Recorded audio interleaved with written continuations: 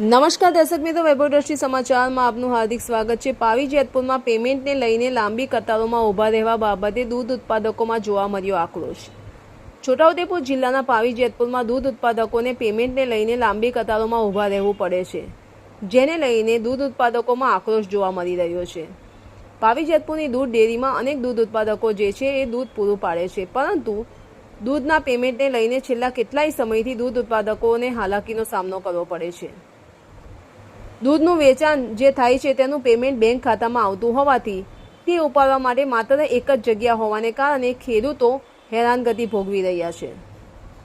દૂધ ઉત્પાદકો પોતે વેચાણ કરેલા દૂધના પોતાના નાણાં ઉપાડવા માટે પણ લાંબી કતારોમાં ઊભું રહેવું પડે છે, જેને કારણે દૂધ ઉત્પાદકોમાં આક્રોશ જોવા મળી રહ્યો છે, જેને લઈને દૂધ ઉત્પાદકો દ્વારા તંત્ર અને બેંકને વહેલી તકે જો આ સમસ્યાનું નિરાકરણ નહીં આવે તો આંદોલન કરવામાં આવશે તેવી ચીમકી પણ આપવામાં આવી છે।